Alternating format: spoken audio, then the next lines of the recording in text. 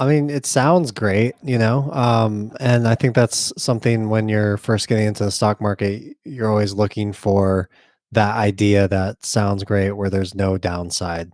But there's always going to be a downside to any sort of trading strategy that goes in the stock market, and that's what makes the stock market what it is. So if I can kind of just try to summarize what the strategy is here. Basically, waiting until a stock dips, buying the stock when it dips, and then waiting for it to hit some highs, selling out, and then waiting for the stock to dip again and then getting back in. So I totally get the logic of like, all right, these are companies I want to own for the long term. And so, kind of playing that game of being long term the stock, but picking and choosing when you're going out, when you're coming back in. So I could see something like that working when there's a lot of volatility, particularly with COVID. For a lot of that time when market was going down 7%, up 5%, you could literally just buy on the day when there was red, sell on the day when there was green, and you could have just made big gains every single day. And so that would have worked until it didn't. And then, after the kind of the panic of COVID passed, you had a lot less volatility. And instead of stocks dipping a lot and coming back up, you just had stocks kind of just go straight up. It becomes really tough because it's like, well, which high do you sell at? The question always becomes like, when do you sell? And it's the same question when you play the greater fool game, where it's like, I'm going to buy a meme stock or I'm going to buy a stock just because everybody's buying it. But the question is, when do you sell? Like, how many conversations have I had about people talking about, granted, this is speculative, kind of just fun money in crypto and stuff, but the common theme almost every time you have that conversation is like, I should have gone out sooner. And then that's what makes it so difficult is you never know when to sell. And I think that's where a strategy like this can break down because either A, you basically sold at the top, but it wasn't really the top and the stock keeps riding. You could potentially shoot yourself in the foot with the best business you've ever found because you sold when it was at a high and it never dipped again and you weren't able to get back in until almost all the gains were there. And that's probably the biggest problem I see with this. And so it's like almost like picking pennies up in front of a steamroller. But the steamroller is the fact that you picked a fantastic business that continues to grow, but you were so insistent on picking pennies that you sold out and you missed all the big growth. That's the biggest potential problem I see with it. And I guess those would be my thoughts. I would echo a lot of those thoughts too. And I think thinking about the idea in theory sounds pretty good, but there are some, I guess, there's some flaws to the idea that I can see.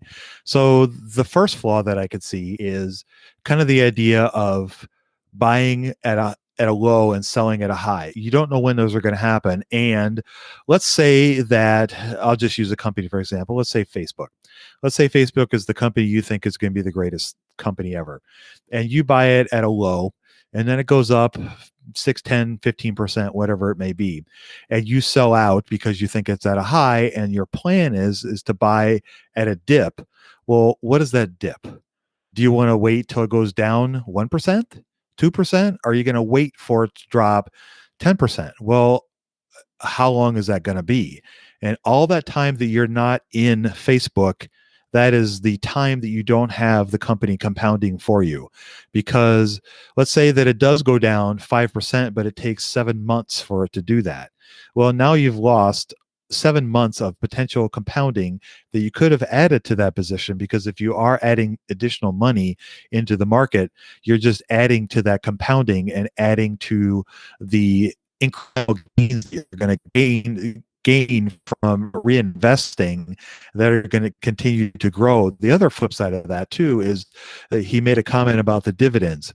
So the dividends, if you're dripping those dividends, every time you sell them, you have to sell that part of the position too. And that compounding aspect of the dividends now goes away. And then you also have the flip side of that is if you're out of the company for the period of time before they declare another dividend and you don't get back in, now you've lost the opportunity to be part of the dividend of that company. So every time you buy and sell out of a company, if you don't get back in when the company declares a dividend and you get that dividend issued to you, you've lost that opportunity to compound from the dividend as well. So there are some, I guess, intrinsic flaws to the idea. The basic idea is probably not a horrible idea, but the actual execution of it, you'd have to time it right. And there is not a single person on earth that can time the stock market. We just don't know what's going to happen tomorrow.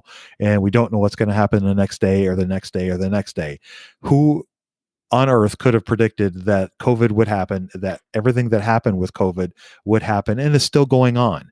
And we just don't know. And so, and then to mention the emotional and mental toll that trying to manage this for the next 50 or 60 years would take on you, because this would require constant attention to continue to go at the pace that you're talking about doing. And if you got the energy and the mental stamina to do it, then by all means just go for it. But I don't. And that's just, I want to spend my time doing other things. And this would require a lot of attention and a lot of attention to detail. And if you have a big portfolio, you got 5 stocks, sure, you may be able to do this. But if you got 25 or 30 companies you're trying to manage all of this activity on, that would be a full-time job. And if you got millions in the stock market, sure, but if you don't, if you're like the rest of us, then this may be a hard idea to execute.